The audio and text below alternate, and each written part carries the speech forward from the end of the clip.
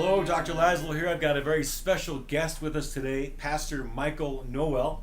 He is the pastor of The Journey, which is, Michael happens to be my pastor. And the reason I included this in chapter 8, Faith and Spirituality, is because I believe to be a fully functioning human being, we need some sort of a spiritual life, a spiritual peace. I go into a lot of depth in the chapter. And I also go into a little bit of theology, how I understand it. I'm very clear in the book. I am certainly not a theologian.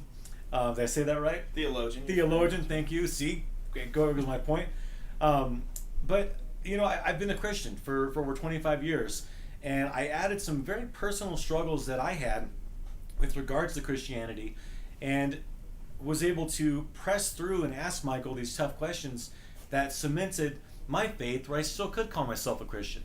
Now, this chapter isn't about Christianity, but I wanted to include it in here because if you are a Christian, these questions may be similar to ones you've had in the past, or maybe not. So with that being said, hello, Michael. Hi. Good to see you. I'm good to be here. We just had a good time going out downtown, 16th Street Mall, being fun and crazy. What do you think are some of the big questions that are keeping people from experiencing God in today's world? Well, I think there's a few. One of the things that I grew up in a very fundamental religious environment, Christian environment, and we went to multiple churches, and they were all I went to a church when I was very young that was no dancing, no movies. I mean, that kind of fundamental. And so those kind of rules led me to leave the church for a while in my late teens. I came back because I was still compelled by God. I still wanted faith. But what I came back to was a realization a lot of people in my generation, and all generations, but definitely what I was seeing, was people who were rejecting both Christianity in general, and for them that was leaving them no notion of God. Who is God? And so as I have been working with people and I ended up starting a church and trying to do things a little different, the fundamental questions that I find now tend to be still around faith issues. One of the big ones tends to be around hell. What is hell? Why is there hell? Why would a loving God send somebody to hell? You know, these are pretty big one. Yeah, big questions for people and I understand them and it makes sense. Coming from the background I did, I understand the view of hell that is both held in Christian circles, the majority of Christian circles. Also, though, it has become the view of hell that is held in pop culture. It's what we see in movies and in television shows, even cartoons. Mm-hmm. This idea of going down to a fiery pit and everybody suffering and dying. It's very scary. Yeah. So I'll talk about that piece. A couple of things that are interesting about hell. One of the things is there's really two ways to motivate people. You can motivate people through love and community, or you can motivate people through fear and guilt. And they both work. They work well. What I have found is fear and guilt works best, but it works short. It does not long-term motivate people or change them. Love and community does not work as well because people, it doesn't seem to motivate them as well to change as easily, but if they do grasp onto that, they usually have long-term change. Well, the church, in general, the capital C church, used fear and guilt for a long time to try to motivate people. And one of the best ways to do it was hell. And what they would do is just say, hell is suffering and pain and burning forever. The idea was even that you would literally burn, which is just one of the most horrible things you could ever think of, excruciating things you could think of going through as a human being. Yeah. And you would never burn up, so you'd just be in pain. These were the type of thoughts that you were given. And of course you'd go, no, I don't want that. Yeah, I don't want Take that me. So then it was, I'm motivated, take me to heaven. I'll accept Jesus, whatever you want. I'll give you money, I'll accept Jesus, whatever you say, and I'm going to go to heaven now. Okay. That doesn't work long term, very long. The reality is that hell has been turned into something that I don't believe it ever was meant to be. The Bible, from beginning to end, Genesis through Revelation, is about a story of God loving humans. And it is a story of community. It's a story that says, I'm not best alone. I'm better with company. It's better to be connected. And so one of the things that happens is our pictures of heaven and hell become concrete places, when in reality they are spaces in how we want to live, lifestyle spaces that will, I believe, extend through eternity. So what I mean by that is heaven to me is not pearly gates and gold streets and all that stuff you see in cartoons. Heaven is community, really knowing people and being known by people, caring for people and being cared for by people. And when you die, you still do that forever, whatever that looks like. Hell would be the opposite. Hell would be alone. Hell would be lack of community, lack of connection. Mm-hmm. There are people living in heaven right here, right now, walking this earth. And there are plenty of people living in hell right here, right now. To give one quick example of this, there's a word in the New Testament called Gehenna. It is a word that Jesus used. It is translated in our Bibles today as hell. So people will say, Jesus will say, you're going to hell. And people are like, oh, he says hell. But the actual word was Gehenna. The word Gehenna was an actual literal place out in Israel, which was for lack of a better term, was a trash heap. And where it was a kind of like a fire that was always burning, and people would take their junk and they would throw it on the trash heap. And what Jesus used was to say, when you live a life that isn't after the kingdom of God, it's like you're throwing your life onto the trash heap. You're just thrown onto this. Well, people who got literal to try to use it for fear would go, well, it's burning and all of this stuff. Right. I don't believe that's what Jesus was saying. He was saying you're living a worthless life. You don't need to. So think how many people, that's awesome. Think how many people have been deterred from the love of God because of a story like that fear and guilt and burning in hell when Jesus meant a city dump. Yeah. Wow. That still blows my mind. To see, to be a follower of Christ in what his true message was versus what we do now is very different. What would you say? What does it mean today to be a follower of Christ? What does that look like? Well, and I think it may even go with this: is people aren't sure what to do now, because even people who go, oh, wait, hell and heaven are not what I thought they were. They still have this stuff in their minds or in pop culture that they see that still has that fear angle. So it takes a lot to have to move your faith over and say, wait a second. Faith is not about fear, and it's not about guilt. It's about love and community. And so for me, what I try to tell people and explain to people, and this may go to kind of the second fundamental question. Hell is one of those first ones. This is kind of the second fundamental question. Does God love me? That's a good question. We talk all the time we should love people. I know you're in the business of loving people. I'm in the business of loving people. But without something that is funneling into that, we start to lose that love. It's hard to keep that going over and over and over again, day after day. Mm-hmm. And that is where we look to God, and we look to faith, and we go, okay, God, I'm trying to do the best I can down here. Do you actually love me? The messages that you get, though, is that God's condemning us. That God's out to get us. That God set a bunch of rules up that if we don't follow, we're going to get zapped. Right. Figuratively or literally, right. He's going to get you. And there's almost a karma way people look at God. That if I do the right thing, God will bless me. Oh, if I do the wrong thing, God's going to get me. And I think all of that needs to be set aside. God just loves you. And I'll say that to you, Kevin. God loves you. He can't help but love you. He created you. He cares about you. He will never stop loving you. God's not disappointed in you. God's not out to get you or condemn you. And I believe that is true for the 7 billion people in this world. Good message. And if people will get that, would follow that, and see that that is motivating to that love and that kind of community with God, yeah, I think it changes the world. I agree 100%. Those are two hugely fundamental questions. That's big, for people to really digest that. That's huge. That can change their life. That is the number one fundamental. Just like in the book, chapter 1, love. Yep. Love God. Any other fundamental question you can think of that's keeping people from experiencing God, becoming their best in the spiritual walk? Any other questions that you see as barriers to people's faith? Well, I've got another fundamental one, and then I can give you a couple others that I believe are things that keep people from more the church than anything, okay. But it also keeps them from pursuing God. The other fundamental issue that people have is the Bible itself. That goes with the hell issue, and that goes with God condemning them. So then the Bible becomes this book that's scary. Right. It's big.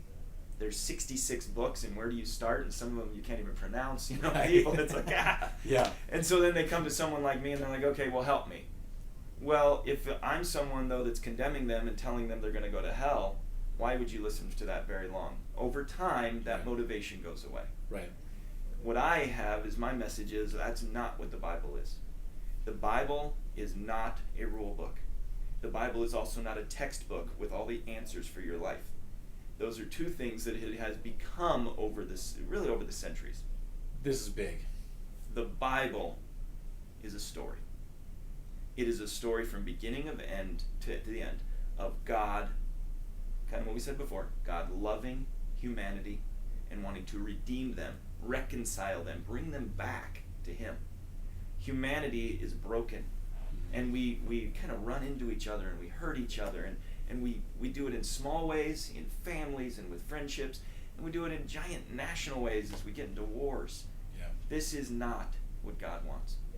So God, the Bible, is just a story of showing how God has come into humanity at various times, both the Old Testament and the New Testament, saying, I still love you. I want you back with me. I still love you. I want you back with me. It is not about condemning us. It is about loving us. And my belief is, the same story is still going on today. The Bible was closed 2,000 years ago. Revelation was written about 1,900 years ago. Mm-hmm. It's the same story, though, extending today. 2013 is when we're talking right now. Yeah. God still absolutely wants to reconcile you back to Him, love you, bring you back in. That's got to be very comforting for others. You mentioned there were a couple other questions. Yeah, and these are more, I guess I would say, things that are barriers to people coming to church and realizing that the church actually still matters. So people will go to church here and there. They'll go with their parents, at Easter or something like that, because that's what everybody does. Yeah. But in terms of actually being involved in something and really having a community, the two biggest barriers that I find, the number one is the homosexual question. Big one. In America, people do not know what to do with it when it relates to the church. And I think one of the big issues that's happened is people have taken the homosexual question and made it their barometer as to whether or not a church is worthy. So I will go to this church because they are accepting of gays, or I will go to this church because they're not, and we're not accepting of gays. And I think we've got it all messed up. Okay. If God's message is love, then the homosexual question becomes a different question. Not, am I going to accept homosexuals? It becomes, how am I going to accept homosexuals? How am I going to love my homosexual friends, neighbors, co-workers, schoolmates, whoever? Because now I cannot ask, are they worthy of my love or not? Of course they're worthy of my love, because we already said they're worthy of God's love. How am I going to accept them? And how am I going to give them my love? Jesus mentions homosexuality in the Bible exactly 0 times. Not once does Jesus talk about homosexuality. Interesting. Especially when you think about historically, homosexuality was rampant in Rome. Mm-hmm. And he was under Roman rule, and Rome had basically occupied Israel. He never mentions it. He never talks about it. He never condemns anybody. They come to him and they say, what are the commands, Jesus? What are the ones we have to follow? And if it was 2000, our time in the 21st century, should we hate the homosexuals? What about gay marriage? And all these kind of questions.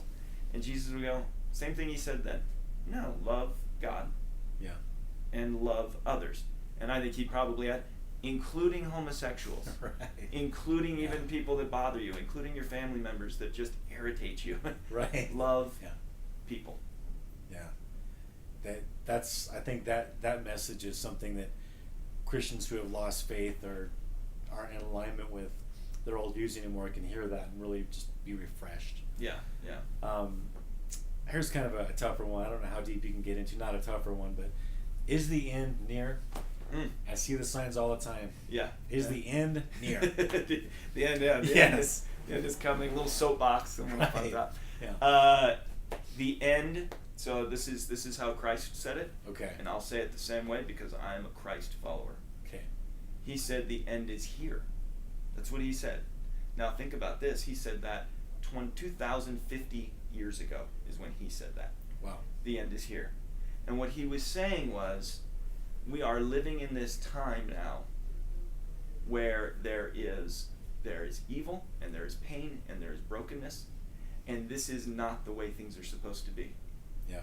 And I commission you. That's what he would say. I commission you. I commission you, Michael. I commission you. I commission everybody that would follow me. You work for good. Now, as far as is there going to be these signs and all of this stuff that people say, I don't think so. I don't believe there are any signs to come.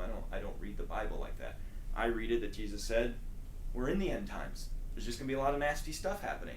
So if that lasts for the next, 5 billion years, Right. or the next 5 years, all Christ says is, you go work for good. Join me and go work for good. And so you know what I've done? What? I've chosen to join Christ and go work for good. Nice.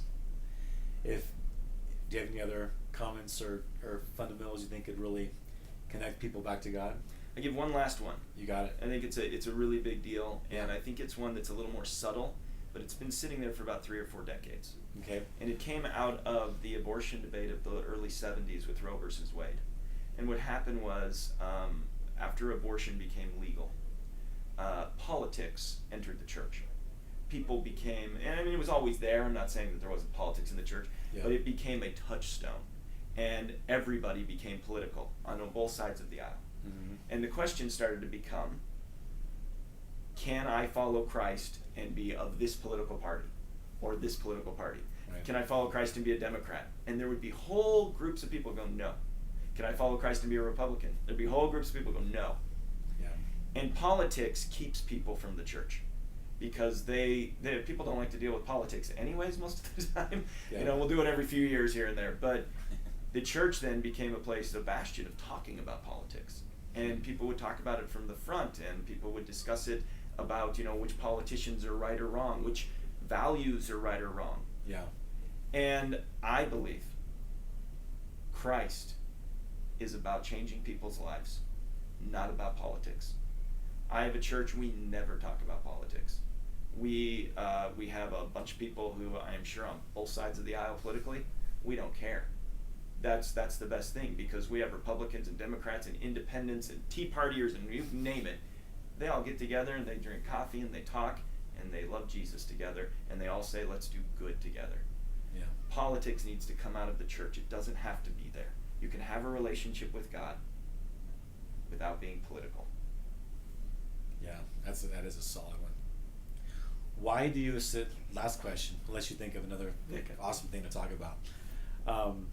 Why do you pastor a church? Why did you become a pastor to spread this message? Because this is probably a fundamental for me personally. Okay. I believe the church is the hope of the world. 100%, absolutely the hope of the world. I think we put our hope in politics. I think we try to put our hope in nations. This nation will rise up and they'll be great and they'll change the world. We've put our hope in things like wars in our lifetime. That the changes that will really stick long-term, love and community, come out of the church. And the church, and not just my church, the hundreds of thousands of churches all over this world that are choosing to say, I will bring good to the world. They are bringing hope. And that's what people are looking for. They're looking for hope. They're starving for it. And so what I've chosen to do is to start a church that's a little different. It looks a little different. We talk a little different.